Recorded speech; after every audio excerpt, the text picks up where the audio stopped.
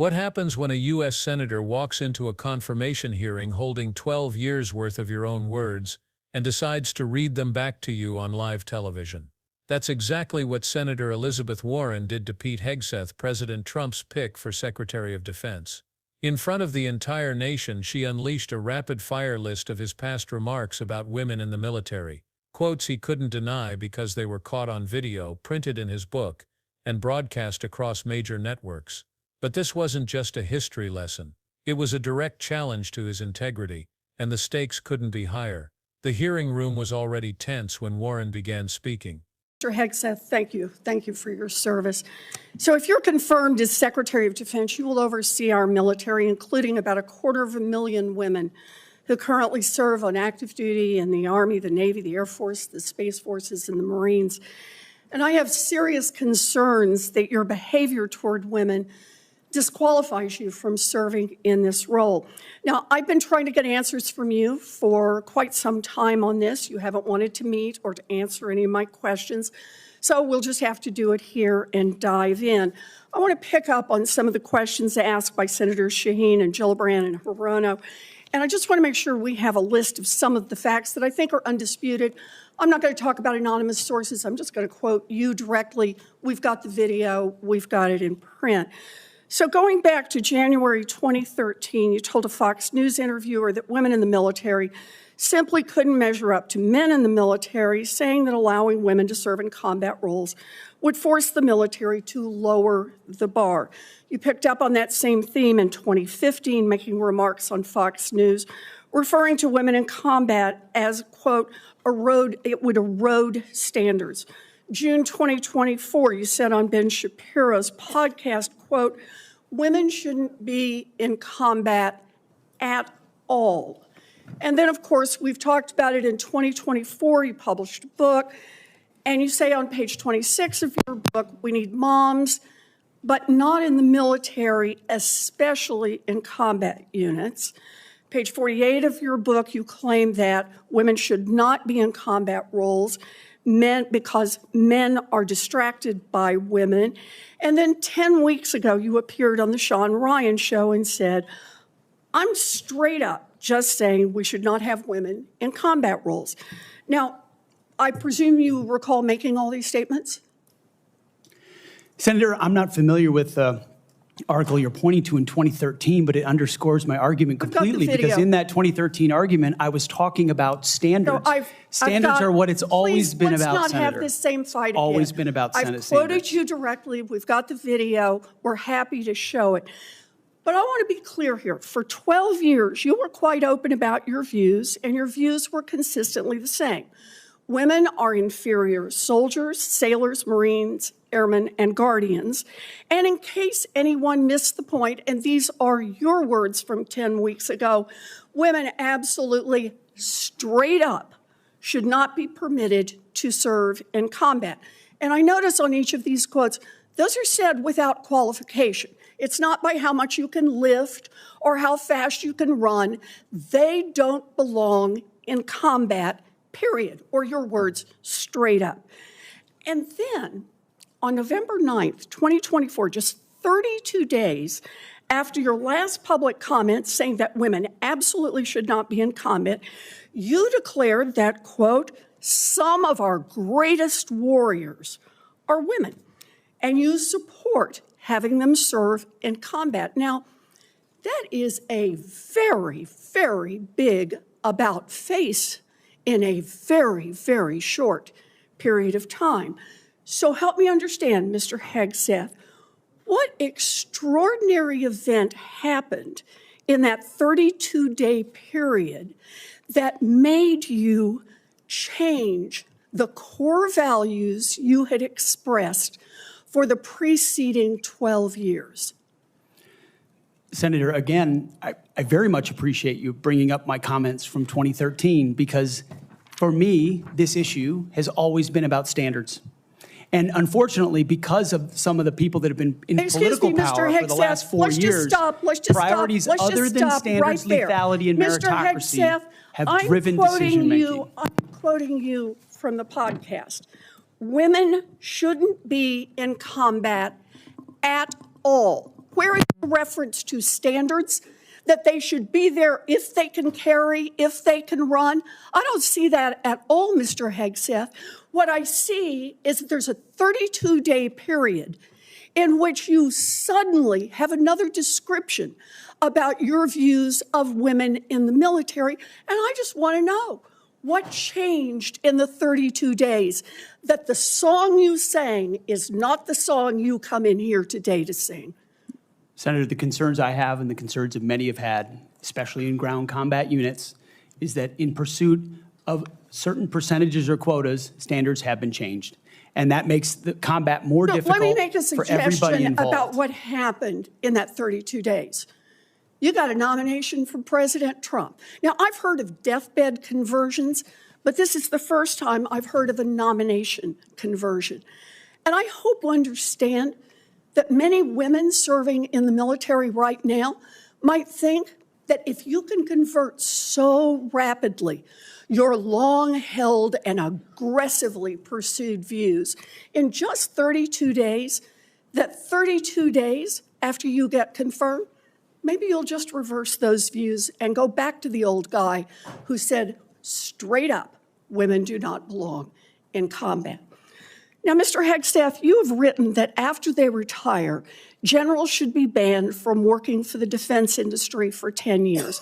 You and I agree on the corrosive effects of the revolving door between the Pentagon and defense contractors. It's something I would have liked to talk to you about if you'd come and been willing to visit with me. But the question I have for you on this is, will you put your money where your mouth is and agree that when you leave this job, you will not work for the defense industry for 10 years?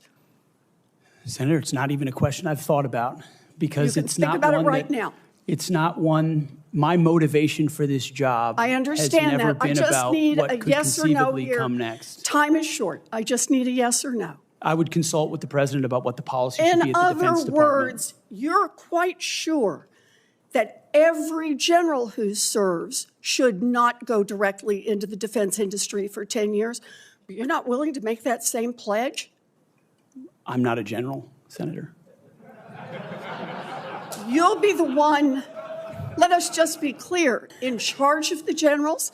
So you're saying sauce for the goose, but certainly not sauce for the gander? I would want to see what the policy of the Oh, president I'll is. bet you would. Thank you, Senator Warren. This wasn't going to be a polite round of questions and answers. Her tone made it clear she was here to hold Hegseth accountable. The man sitting before her wasn't just a nominee. He was a potential leader of a department that commands roughly 250,000 women serving in the Army, Navy, Air Force, Space Force, and Marines. Every decision he would make as secretary would directly affect their careers, their safety, and their place in the military. And Warren wanted to know, could they trust him?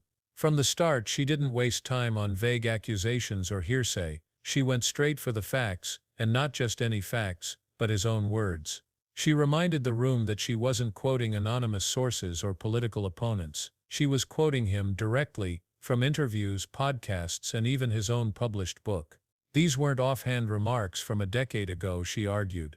They were part of a consistent pattern that spanned more than 12 years. She laid out the timeline like a prosecutor building a case. January 2013, Fox News interview. Hegseth claimed that allowing women into combat roles would force the military to lower its standards. 2015, another Fox appearance. The same argument, warning that women in combat would erode standards. Fast forward to June 2024, on Ben Shapiro's podcast, A Blunt Declaration, women shouldn't be in combat at all. Then came his 2024 book where he wrote, "We need moms, but not in the military, especially in combat units, and men are distracted by women in combat." And if that wasn't clear enough, just 10 weeks before the hearing, on the Sean Ryan show, he said, "I'm straight up just saying we should not have women in combat roles." Warren paused, letting the weight of those words sink in. This wasn't a single controversial statement he could brush off as taken out of context. This was a doctrine he had repeated again and again, a doctrine that implied half the population didn't belong on the front lines. For Warren, it wasn't just about gender equality. It was about whether a man with such a mindset could fairly lead an institution that depends on the talent and dedication of all its members. Then came the twist. Just 32 days after that last straight-up remark, something extraordinary happened. Hegseth suddenly changed his tune. On November 9, 2024, he was quoted as saying, Some of our greatest warriors are women, and I support having them serve in combat." Warren locked eyes with him and asked the obvious question, what happened in those 32 days? What life-altering event could make him abandon a belief he had defended for over a decade? She didn't wait for a long explanation. She offered one herself.